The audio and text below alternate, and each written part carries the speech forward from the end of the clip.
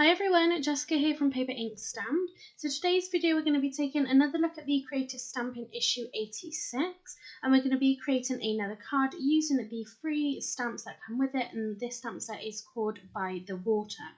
So today's card we're going to make a bridge card, and what I've got is a piece of cardstock to begin with, and this is sort of roughly, I think it was about 20 centimetres by 17 centimetres I think. So to make our bridge card, what I'm going to do is score my cardstock at 1.5 inch and then again at 2 inch. And I'm going to do that on both sides of this cardstock. So I'm just going to rotate it and do the same again. And this is then going to create and score our folds to create our bridge base. Once I've done that, I've just sort of burnished those creases, and then that creates our sort of bridge card base. So you can see here, then we've got these two sort of nice flaps, and then we've got sort of a bit of depth to our card base. And then we can get started on creating our card. The first thing I'm going to do is decorate the front panels. So I've taken this fish stamp, and I'm just going to be stamping this all the way down in sort of a really random pattern, and that will give us a nice sort of background to our card. You can see that I'm using my Prism Worlds of Colour ink pads, and this is the slate grey colour. So I didn't want to use black because I didn't want it to stand out too much. I wanted it just to kind of decorate the card in quite a subtle way. Because I want the fish to sort of be coming on and off this panel, I've just put some purple tape down, and that will help protect the sort of inside of the card. You can see here I'm just finishing up the other side of this card, and again I'm not really too worried about how it's kind of stamped or how it's looking. Like I said, I just want it to be sort of as random as possible and just to add some interest, but this isn't going to be the main focus of our card. So you can see some areas have stamped heavier than others, some has been missed, but again you don't really notice it when we start adding obviously more stamps to this card.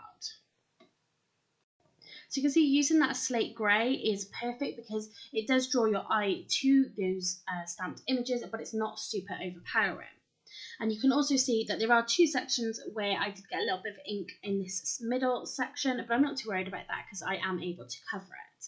But what I'm going to do now is build a scene on the sort of background of this card. I'm going to put down some purple tape again, and that's just going to help mask off the rest of the card so you don't get any ink where we've already stamped. So I'm going to do that on both sides, and then I'll be able to get my stamping platform out and stamp then the really lovely sort of trees and grass sort of background stamp, and then we can start to build our image up. So you can see I've got that all stamped out. So I am using my Memento Tuxedo Black ink pad, and now I'm just adding just this flock of birds for the background, and that's also just going to cover that little ink smudge that I've got at the top. So again, little stamps like this are perfect if you do need to cover something up perhaps, but they just add that extra bit of detail into your images. So I do stamp this a couple times just to make sure I get that really nice solid image. Now you can see how our scene is starting to come together and how our card is starting to form. So what I'm going to do now is start colouring in the background just with some alcohol markers. The alcohol markers that I'm going to be using are still by Spectrum Noir, but they're not the tri-blend markers. These are just sort of regular alcohol markers.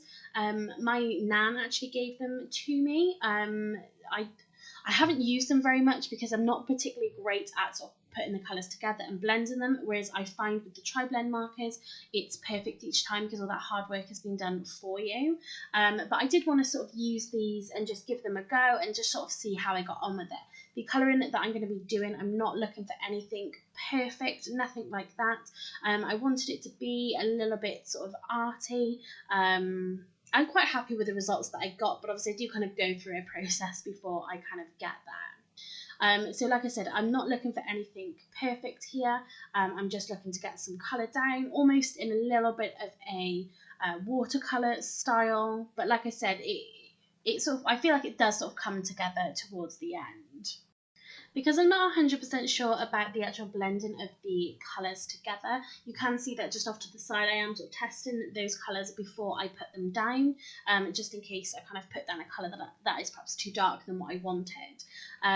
So you can see I've just done the sky, again kind of blended it together. You can also see now I've done the trees, I've just added sort of a little bit of highlight and shadow, and then we're just sort of filling in the rest of this background.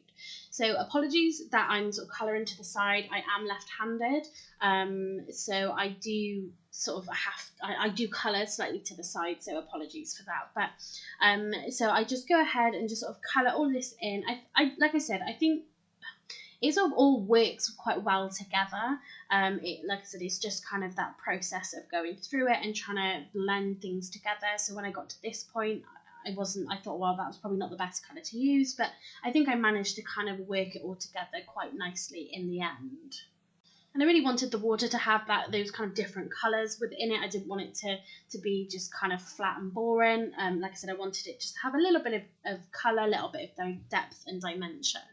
So like I said, I'm really happy with the way it actually came out. Not too worried about the sides, because you can see as you bring in the front panels and sort of form the card again, you don't really see it very much. The next thing I'm going to do is create our band for this bridge card. And I'm going to stamp some images on it first. We're going to colour them in, and then we'll obviously be able to cut it down slightly. So I have cut this piece to length. So this is 7 inch. And this will then fit perfectly across the front of our card, and it will sort of help keep the shape of the card. So I'm just going to use these sort of water reeds. Obviously this is a bigger stamp, so in my head this would be at the front of the image anyway. This is why I've picked this one. So I'm going to use this stamp. I'm also going to use, I think is it a heron? I'm not 100% sure, within the reeds as well. So that's going to go on the left hand side. And then I'm just going to fill in the gap that's what comes just in between them with a couple of the rocks. So again, all of these images work so perfectly together. You've got some foreground images, you've got some background images, and it just helps create really great scenes. The colouring of these images are by no means perfect, again, because I'm not using my tri-blend markers that I'm sort of used to, and like I said, they were super easy to use.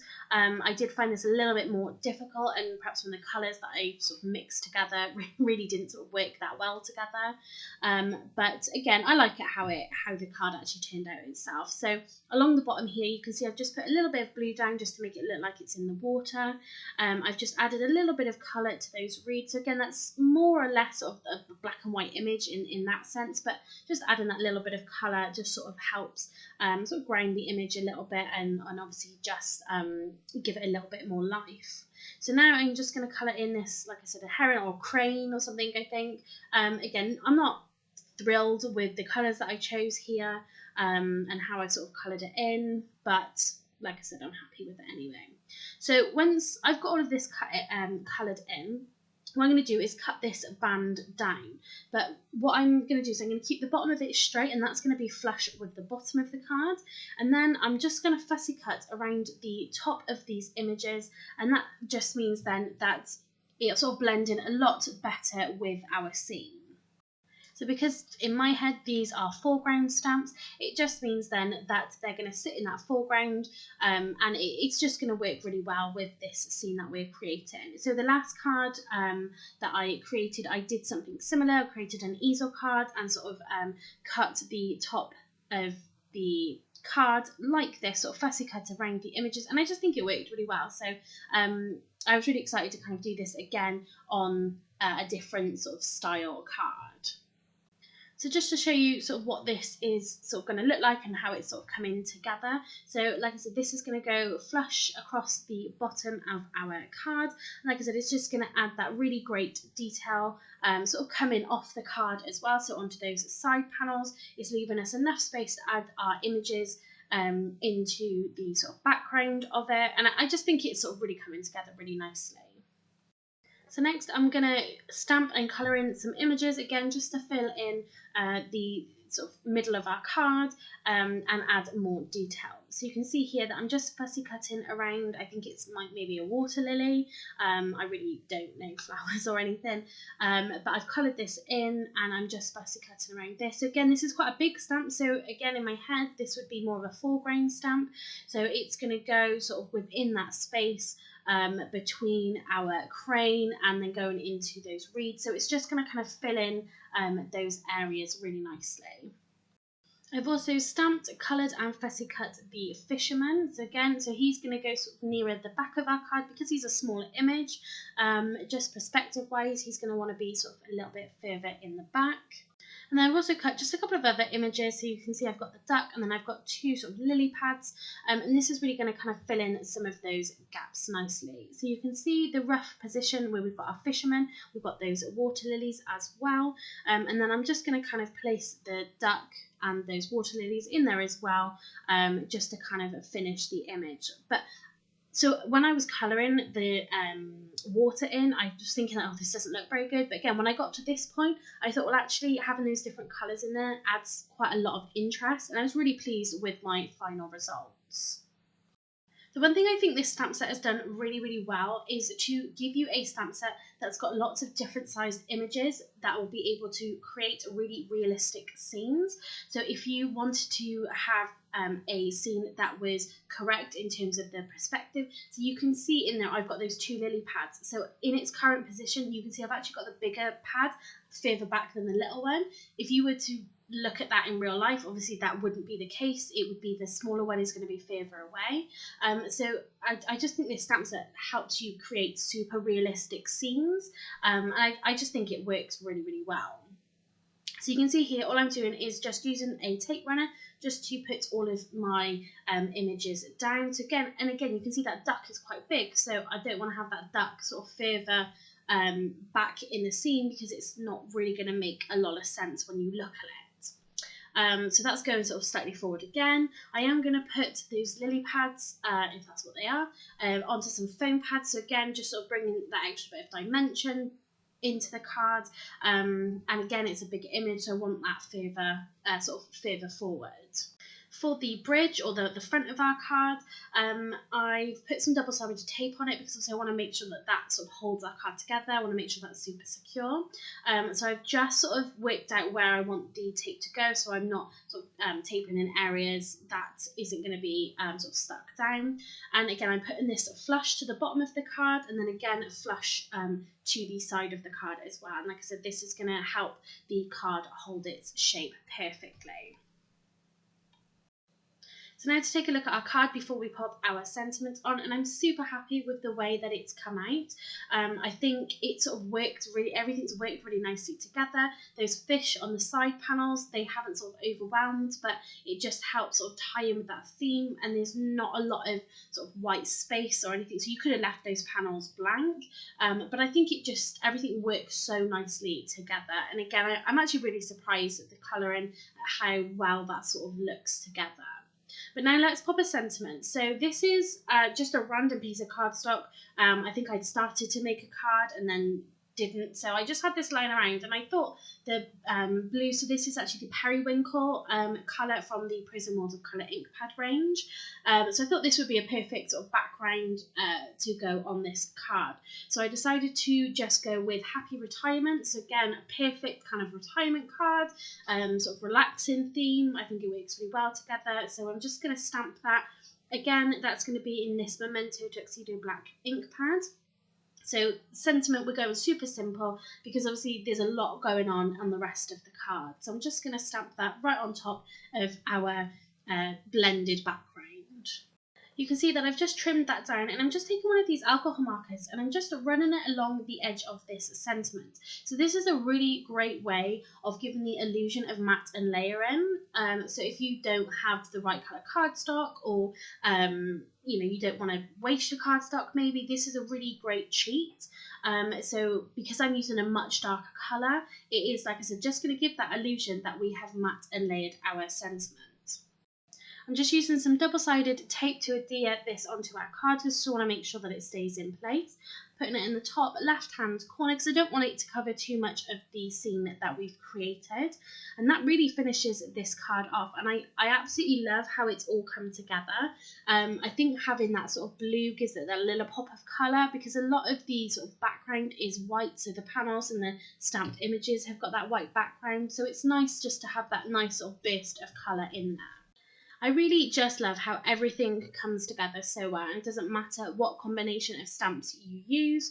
I just think you can create some really fabulous cards using this set. If you haven't got this issue of Creative Stampin', that's issue 86, there will be a link in the description box down below that will take you to the CraftStash website. This is an affiliate link. It's no additional cost to yourself, but I do get a small commission, and it really does help support this channel and helps me to still be able to create videos. If you did like this video, then please give it a thumbs up and leave me a comment down below. If you haven't subscribed to my channel already, please do so. It does really help to support, like I said, and it helps me be able to still create these videos for you guys. So be sure to hit that subscribe button. So that's it for this video. Thanks for watching and happy crafting.